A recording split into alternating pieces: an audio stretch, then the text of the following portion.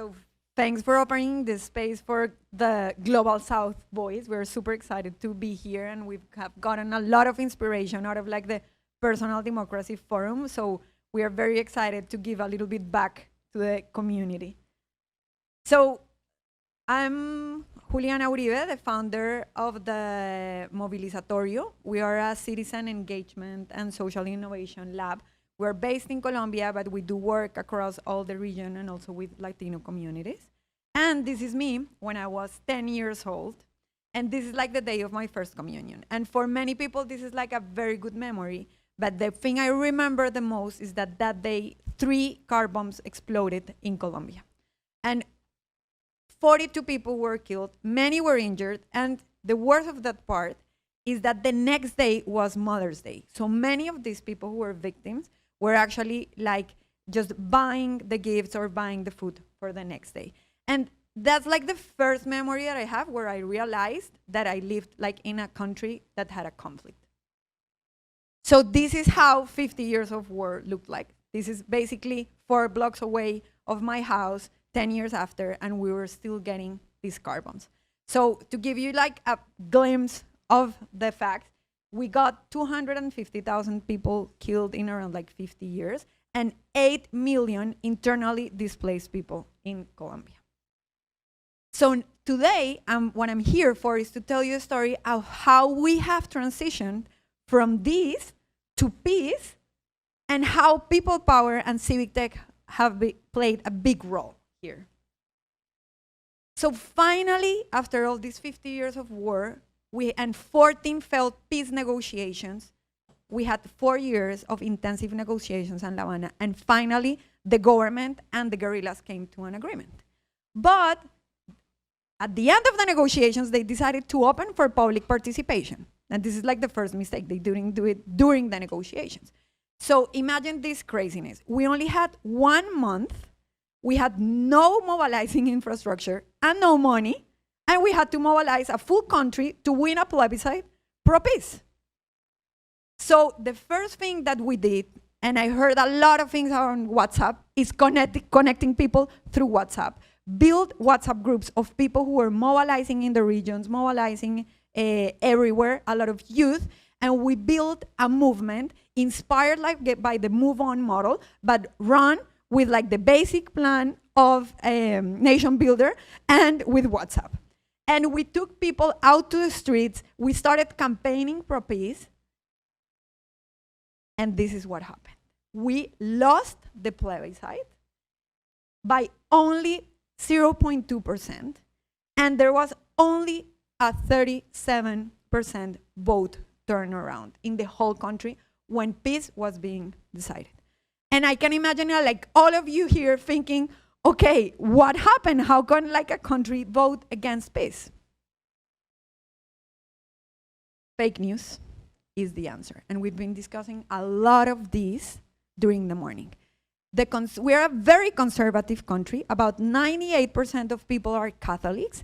And the far right wing established a campaign in which they publicly said we wanted people to go out and vote feeling outrageous. People were thinking that the gay marriage and abortion were being approved in the peace agreement. The peace agreement had 300 pages, and of course, no one would read it completely. So now what? This was like October 2016, and we were thinking, okay, what to do next? We've mobilized, but we didn't win. What was the answer? We went back to the streets. But we didn't only go and march, we slept at the square. For 45 days, we were mobilizing everyone, especially the youth, all the progressive movements, and we were putting pressure for the FARC and the government to actually come to a better agreement that the Colombian public would accept. We were campaigning at the plaza, but all of this was supported by a big online movement that is called El Avispero. Its translation is like the wasp nest. And basically, we built like a network of thousands of leaders across all the regions that were communicating all the time to bring innovative tactics to the plaza, to pressure the government, to bring the president to the plaza. So finally, after a few weeks, the government of the FARC came to a new agreement. But what happened? The term of this government that was pro-peace was about to finish, and guess who would need to bring sustainability to peace? Civil society. But our civil society was very, very weak, because after years of being shut down with no infrastructure and no resources, it was and has been such a big, big responsibility. So this is how Movilizatorio came to life. We have had the chance and the opportunities to study here in the US. I was working for a purpose at the time, and we got a lot of inspiration of all the work that you guys are doing here. But we knew that we couldn't just completely copy the model and bring it to Colombia in a post-conflict situation. So what we did is that we married the word movement with the word lab, and we built a mobilization lab in which we were very humble, saying we don't have the answers, but we do have some hypotheses and ideas that we can experiment here. So basically, we built a multidisciplinary team based out of Bogota, and we started working in the regions. And a little bit of what Danielle asked me today is please, Juliana, share some of the learnings that you have done to see what can we apply here in the US. So here it comes. After 3 years, these are some of the key insights that I feel work great here. So one is that we need to find the things that unite us. We are talking a lot all the time of what is dividing us, but we have to bring back the issues that really brings us together. So what we did in a very polarized society in which there is no consensus about peace is start building campaigns on things like education and bringing people together to crowdsource ideas on how we could make public education better in Colombia. So we got a lot of participation throughout platform from all places of the country. And when we took all those ideas to the different parties in Congress and presented those ideas to them. And this seems like something that was not the most urgent matter at the time when peace was under discussion, but what we're thinking all the time is how can we not stop preaching to a choir, people who are already convinced and share our same values, and how do we start really building the skills and the capacity to have the conversation with different audiences, with different people? How can we engage them in the platforms where they are not really used to participate? And this has a lot to do with our second learning. And this is me a few weeks ago in Concordia Summit. Concordia Summit is like a far right gathering of politicians and decision makers. But what we decided is that we need to conquer those spaces where decisions are being taken, conversations are taking place, but we as a movement don't have the spaces and are not participating just because we decide that we don't share their values. So basically what we felt is that we needed to start breaking that glass and passing through it and being having the courage to start putting our agenda and to start putting our issues in front of this public too and testing that. So that's one of the key issues.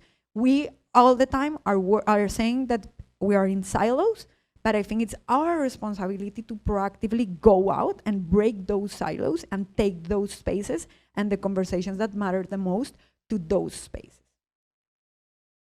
Third, and this is also key, like they said in the former panel, they are very, very skilled in building the narratives to mobilize people and to connect people emotionally with their campaigns, and we have to do the same. Basically, in Colombia, they called us mamertos because we're very boring and very heavy in expressing our ideas, and this is what we're trying to do. We're trying to be very sexy in the way in which we are trying to engage, especially the youth in the conversations. Even if behind we're very nerdy and have a lot of books and studies published, we need to build a way to connect people with our issues. And if people don't understand and don't feel that they are part of this, they just won't take any actions around it. And the fourth, and this is key, and I'm super passionate to state this in here at PDF, is that tech is everywhere and can empower anyone. And this is such a big issue. At the beginning, where we started pitching Movilizatorio to many funders, they were like, oh, tech, this is never going to work in Latin America. This is never going to work in post-conflict regions. Forget about it. And after 3 years of work, we have proved that actually these young people in the middle of post-conflict regions are not only able to use technology, but to design and build technology with us. And actually, we have built 4 incubations right now of civic technology that have been developed in Latin America and co-designed these technologies with the local communities in the post-conflict regions. So this is very important because we feel that this big truth has to be out of this room, and we have to take these resources and this knowledge to many other places in the world, because we are facing common challenges, but the resources are highly concentrated here in the global north, especially the US. And finally, and you're gonna make fun of this, what is behind the success of the pro-peace movement in Colombia? That we managed to build relationships among each other, we managed to build trust, we managed to work collaboratively among each other, and a lot of this has happened offline. Even if we are on WhatsApp, even if we have the platforms, even if we have the big email list, this has happened almost through weekly breakfast that we hold at our office, in which we share what each of us is doing, in which we build together the campaigns, in which we decide what the campaigns are gonna look like, and in which we decide what the tactics are gonna be. And if you wanna be more surprised, to many of these events, there's not only civil society attending, but also people in politics, people in private sector, individual citizens, and we think this is like the special sauce. We started with a very high-tech focus, and at the end, we know that technology is definitely like a great tool that we have that can reach everyone, that can help us like work and organize at a faster pace. But if we don't build trust, there's no way that we're gonna collaborate, even if we have the tools. So this has been one of the key learnings, and that's why I want to invite you to go back to this like old-fashioned way of doing things. It takes more resources, it takes a lot of time, and it's much harder to work together than alone, but it definitely pays back. So after 50 years of conflict, Colombia is now in post-conflict. It's definitely not far from perfect, but we don't have the FARC guerrilla anymore in the country. This seemed impossible years ago, but it was possible. Definitely the movement, the technology helped this agreement to come to life, and is what is holding it sort of together right now. This past semester, we have fought in Congress, because now we have a far right-wing government again, and we have fought in Congress a lot to keep the agreement alive, and we did it, sending emails to the congressman directly. Again, mobilizing in social media, on the streets. This means a lot. It shows the power. It shows that even in places where people are being killed, this can be done. This is useful. And even where we don't have all the resources that you have. So the message that I want to leave you today is that it is possible, it is not easy, and you guys have all the resources that that anyone would want to have to do this work. So please do something and get the power back. Thank you.